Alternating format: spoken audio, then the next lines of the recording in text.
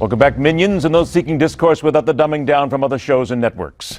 I'm Ed Berliner with this special edition of The Hardline, America Votes 2016, with the entire Newsmax team here until midnight Eastern with all the polls, figures, the various speeches, and imbibing games that will invariably permeate some viewing parties. And answering the final big question of the night, what are these silly kids doing anyways here with a vote, okay?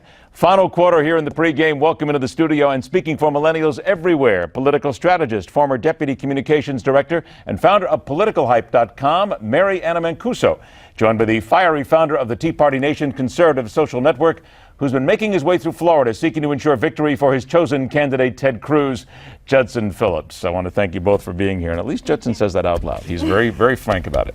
I'm going to start here because, again, the polls are just closing. We've got some time here.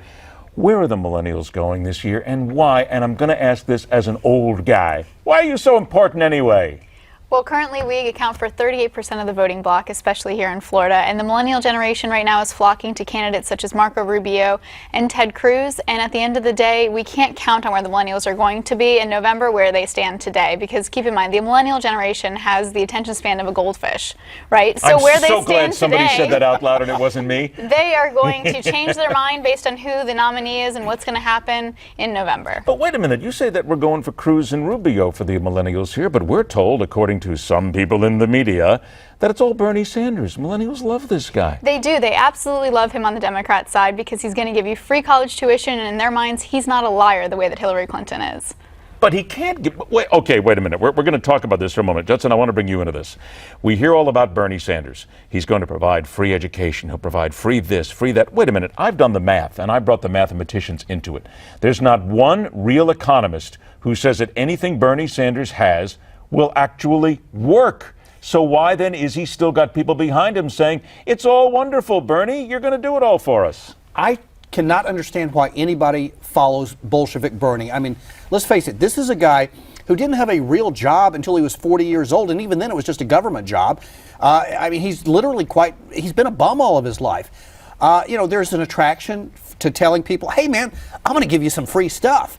But you know, at the end of the day, there's a reality check that unfortunately I think a lot of the millennial generation, and I don't want to talk down to millennials. I have a daughter who's a millennial. I don't want to talk down to millennials, but look, there's a reality check that at the end of the day, you got to learn there is no such thing as a free lunch. Somewhere or another, it's got to be paid for. Then let's talk up to people here for a moment then. We're talking about education. We're talking about just doing your basic homework here.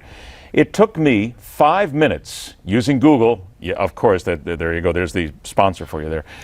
Using it, and I found everything I needed to know from respected economists, respected people who know their politics, nonpartisan people who say that Bernie Sanders' plan can't work, Hillary Clinton's plan can't work, Donald Trump's plan can't work. It's all sitting right there. So then why don't people find it, Judson?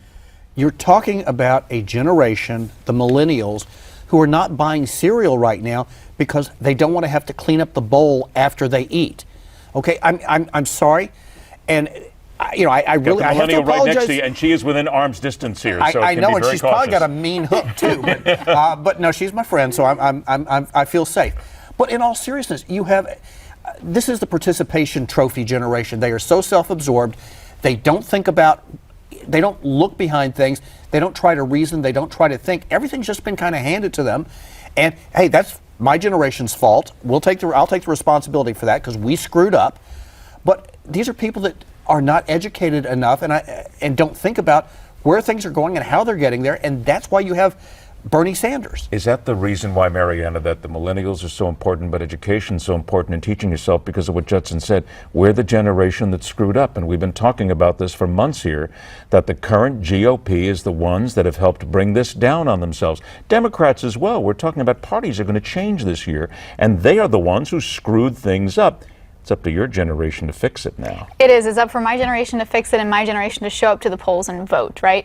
And this election can single-handedly be decided by the millennials as long as they show up to vote. When you have millennials that are following Bernie Sanders and feeling the burn on a regular basis, when he is not the nominee, they're going to be disenfranchised by the election, and hopefully they'll have the wherewithal to come over to the Republican Party and vote for the nominee and not follow the liar Hillary Clinton, who is running on the Democratic ticket. Could change up here. As a former communications director, I want to bring this in. I mentioned the media. BuzzFeed earlier today published some of the internal communications from Breitbart. We've all heard about this. Two people at Breitbart left on their own accord after what happened, the alleged groping incident with Corey Lewandowski at Donald Trump's event. The editor, Joel Pollack, told the staffers, stop defending Michelle Fields. Quote, everyone stop tweeting about the story. Stop speculating about the story. Stop answering queries about the story. Stop retweeting other people's comments about the story. You were given explicit instructions. Look, I've been in the media 497 years. I know what happens when the boss says don't do it, but there were employees here saying you've got to get behind these people.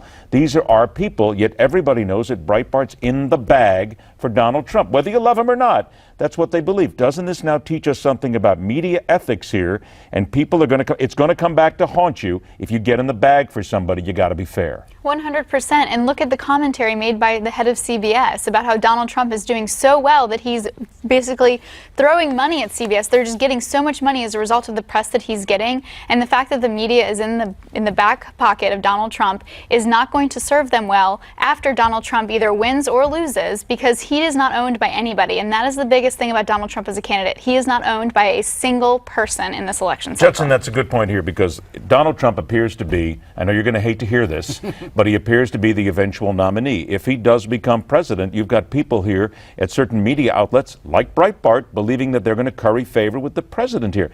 Doesn't work that way. Donald Trump, and whether it's Donald Trump or Ted Cruz, I can't see anybody having the media in their back pocket. Oh yeah, I'll give you favors for that. Can't see it. Yeah, no, the day of the media being in somebody's back pocket is over. But let me throw a couple of statistics at you real quick. Donald Trump's getting 89% of the media coverage right now. He is getting 64 times the coverage of the next guy. All right, Donald Trump is a media creation. All the networks, I was supposed to be on MSNBC the other day, and I got held up for 45 minutes so they could broadcast Donald Trump having Ben Carson endorse him in its entirety. No editorial inserts. It was just a 45-minute infomercial for Donald Trump. Well, guess what?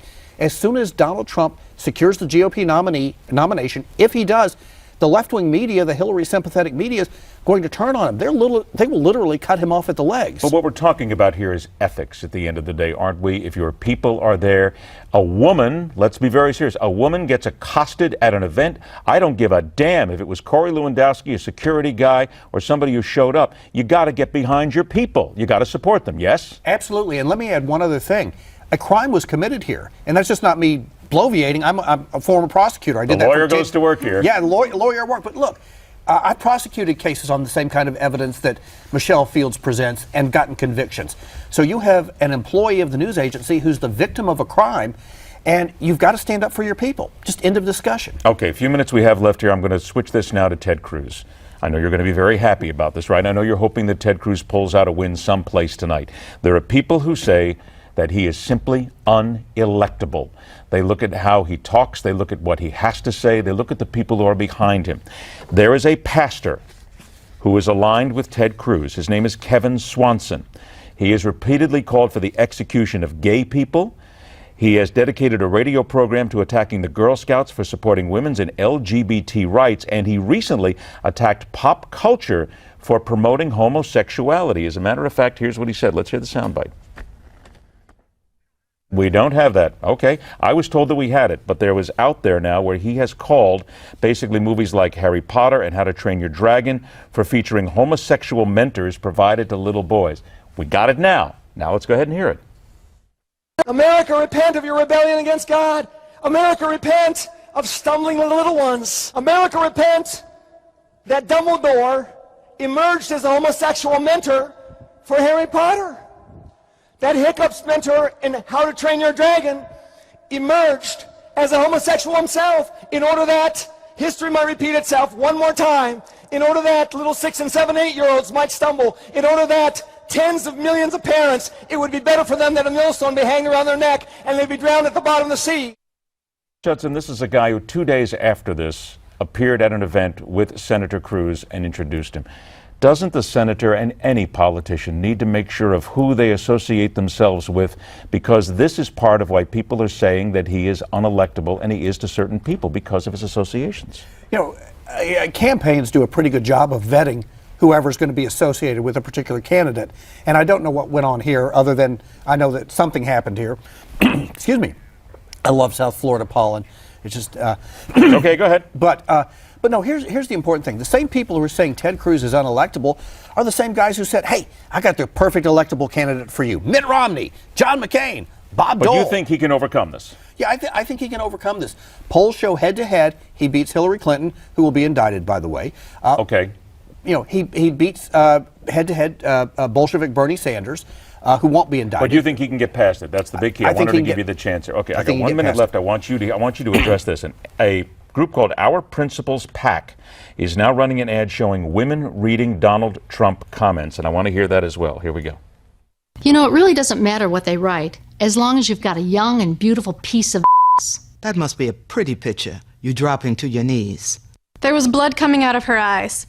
Blood coming out of her wherever. Women, you have to treat them like This is how Donald Trump talks about our mothers, our sisters. Our daughters. 30 seconds to you. Is this going to make any difference whatsoever in the general election and in the primaries? Given the fact he was also endorsed by the head of the KKK, unfortunately it will not. Why then do women not react when they hear something like that? Because I know a lot of women who are totally behind him. The same reason that women weren't reacting when Bill Clinton was caught with Monica Lewinsky in the White House. They just don't care about his personal affairs and whatever it is that he's saying off the campaign trail, as long as it's the buzzwords that they want to hear, that we're going to go for more jobs, make America great, and deal with immigration. You believe Trump will take the bulk tonight? I think that he has a really good shot at taking the Trump. To you, do you think Ted Cruz will pop through anywhere? Yes, possibly Illinois, Missouri, or North Carolina. And remember, three of those states are proportional, or those three states are proportional vote. So even if he doesn't win, he still gets delegates out of this. Judson, it's about time you got to the studio. Thanks so much for joining us. Thank we you for appreciate having you. Do me. it again. Marianne, it's always a pleasure to get a chance to see you. Thanks so much. Our coverage continues until midnight Eastern time tonight. Full coverage of the primaries on America Votes 2016.